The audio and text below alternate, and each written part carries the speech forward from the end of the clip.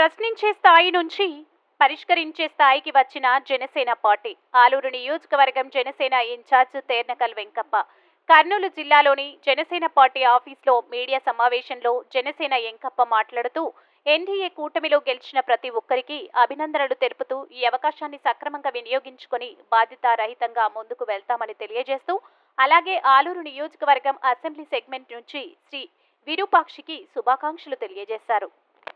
Employees కావచ్చు, యువత కావచ్చు, ఈవెన్ ఆఖరికి ప్రతి రైతు కావచ్చు, ఈరోజు విలేజ్లో కావచ్చు, ఈరోజు ట్రూ పవన్ కళ్యాణ్ గారి వ్యక్తిత్వంని ఈరోజు ఆంధ్రప్రదేశ్ ప్రజలు భరోసాని తీసుకెళ్లారు.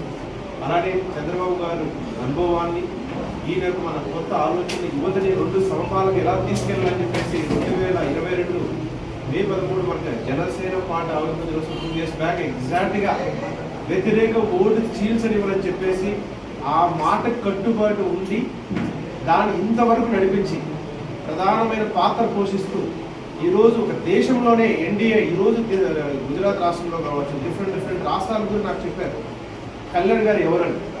ఈజ్ ఎ ట్రూ అంటే ఒక example, the best example in India which is executed in Andhra Pradesh. అంటే ఒక వ్యతిరేక ఓటు చీల్చకూడనే ఒక నినాదం ఇలా ఉంటుంది అనేది చెప్పేసి ఒక బెస్ట్ కేస్ స్టడీ చూపించారు.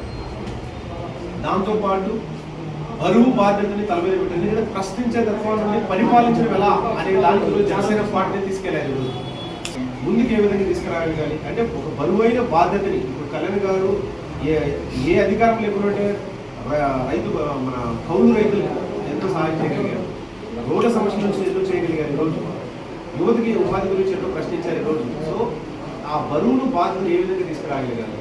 సో కర్నూలు జిల్లాలో మనకున్న మెయిన్ సమస్యలు ఏంటి, తాగునీరు సాగునీరు సమస్యని ఏ విధంగా ముందుకు తీసుకెళ్ళాలి.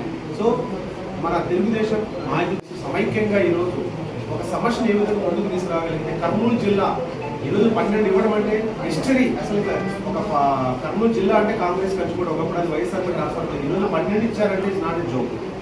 అలాంటి కర్నూలు జిల్లాకి ఈరోజు ప్రతి ఒక్కటి బాధ్యతగా ముందుకు తీసుకెళ్ళాలి. మా వంతు కూడా మన సురేష్ గారితో పాటు జనసేన పార్టీ ఆలు నియోజకవర్గ ఇన్ఛార్జ్ అలాగే ప్రతి జనసేన వాళ్ళు, ప్రతి ఎన్డీఏ కూటమి గెలిచిన తెలుగుదేశం నాయకులు, ఎమ్మెల్యేలు అందరినీ ముందుకు కలిసి ఈ యొక్క మన ఏదైతే ఇష్యూస్ ఉన్నాయో వాటిని సమగ్రంగా మనం ఆలోచించుకొని ఒక మంచి స్టెప్ తీసుకుంటే కర్నూలు జిల్లాకి ఏం చేయగలగాలి, భవిష్యత్తు ప్రణాళిక ఏంటి, ఆంధ్రప్రదేశ్లో కర్నూలు యొక్క భవిష్యత్ ప్రణాళిక ఏంటి. ఈరోజు అందుకు సహకరించే మీడియా వాళ్ళు కూడా, ఎందుకంటే ఈరోజు ఇంత పాత్ర పోషించారంటే మీడియా వాళ్ళే తప్పకుండా. ఎందుకంటే ప్రతి సమస్యను మీరు 2019-24 మీరు లేవనెత్తకి పోయింటే, ఎందుకంటే వాళ్ళకి భయపడి మీరు లేవనెత్తుకోండి ఈరోజు కాదు.